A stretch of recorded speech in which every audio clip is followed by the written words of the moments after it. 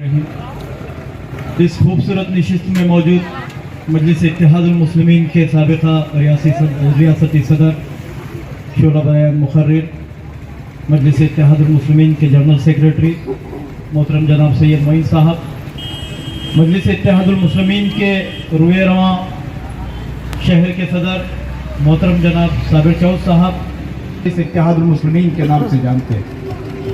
अजीज साथियों, 1926 में मजलिस इत्तेहादुल मुस्लिमीन का क़याम अमल में आया। उस वक्त ये एक गैर सियासी जमात थी जिसका मकसद ये था कि हिंदुस्तान में मुसलमानों की एक आवाज़ बने, मुसलमानों के मुतालबात को हुकूमत के सामने रखे, अंग्रेज़ों के सामने रखे। इस मकसद से मजलिस इत्तेहादुल मुस्लिमीन का क़याम अमल में आया था। लेकिन आज़ादी के बाद जब इस हिंदुस्तान ने वो काला दिन देखा जहां पर पाकिस्तान के नाम पर एक मुल्क अलहदा हुआ, पार्टीशन हुआ, उस वक्त मजलिस इत्तेहादुल मुस्लिमीन के सदर कासिम रजवी साहब के सामने हुकूमत ने यह मुतालबा रखो, जिंदा रहना है। अगर आप चाहते हैं हुकूमत वक्त आपको सजाए मौत ना दे तो आपको 48 घंटों के अंदर पाकिस्तान को जाना होगा। उस वक्त आलमिया यह था कि मुसलमान खौफ और घबराहट में था। कासिम रजवी ये चाहते थे कि वो पाकिस्तान जाने से पहले मजलिस इत्तेहादुल मुस्लिमीन का अहिया कर सके, इसका कोई सदर बना सके। लेकिन जब आवाज लगाई गई कि है कोई मर्द मुजाहिद जो चाहता है कि मुसलमानों की आवाज हिंदुस्तान में बने, तो उस वक्त हिंदुस्तान से कोई आवाज नहीं आई।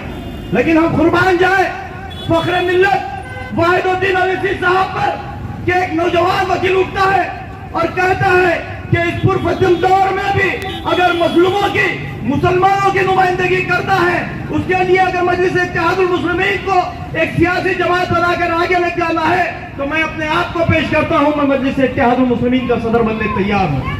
अजीज साथियों, आज सुनने में आसान लग रहा है, लेकिन वो जो दौर था जिसमें पार्टीशन हुआ, जिसमें मुसलमानों का कत्लेआम हुआ उस पार्टीशन के टाइम पर, उस वक्त मुसलमानों की बात भी करना बहुत बड़ी बात थी, बहुत जुर्रतमंदाना बात थी। लेकिन ऐसे हालात में वाहिदुद्दीन अवैसी साहब फख्र मिल्लत ने मजलिस इत्तेहादुल मुस्लिमीन की भागदौड़ अपने हाथ में ली और कुल हिंद मजलिस इत्तेहादुल मुस्लिमीन के नाम से एक सियासी जमात बनाई। और उस खानदान में इतने बासलाहियत लोग निकले कि उनके बाद सलाउद्दीन अवैसी साहब ने अपनी काविशों से, अपनी मेहनतों से, अपने खून पसीने से मजलिस इत्तेहादुल मुस्लिमीन को न सिर्फ हैदराबाद की पुरानी शहर बल्कि पूरे हैदराबाद में उसको फैलाया।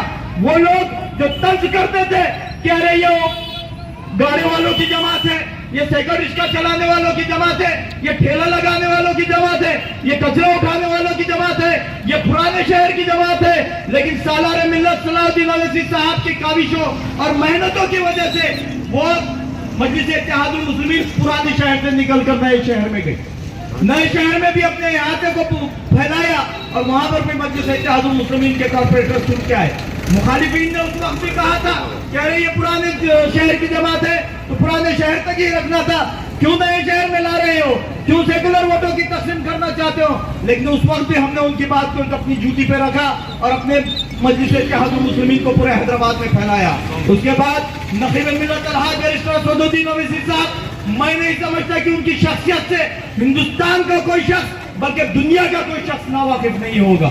उनकी काविशों की वजह से, उनकी जुस्तजुओं की वजह से, उनकी अनथक मेहनतों की वजह से आज मजलिस इत्तेहादुल मुस्लिमीन का दायरा न सिर्फ हैदराबाद, तेलंगाना और सामान के जलाया गया था, आज उसकी रोशनी से पूरी दुनिया, पूरे हिंदुस्तान सब शादाब हो रहा है। अजीज दोस्तों, आज का दिन यकीनन हर सियासी समझ रखने वाले मुसलमान के लिए, मजलूमों के लिए अहमियत का हामिल है कि वो सियासी जमातें जो सेकुलरिज्म का लिबादा ओढ़कर मुसलमानों के हर जो है तो उनका विश्वासघात किया, उनको धोखे दिए, उनके साथ बदगुमानी की, उनके साथ नाइंसाफियां किए। अगर मजलिस इत्तेहादुल मुस्लिमीन जैसी एक जमात ना होती तो ये अपना पूरा नंगा नाच चुके होते। मेरा ये मानना है और सुल्तान सलाउद्दीन अवैसी साहब का भी कौल है कि हिंदुस्तान में जितनी सियासी जमातें हैं, वो जमातें जिन्हें मुसलमान अपना रहबर समझता है, वो जमातें जिन्हें मुसलमान अपना रहसन समझता है, ये दोनों जमातें एक जहरीले सांप की मानिंद है।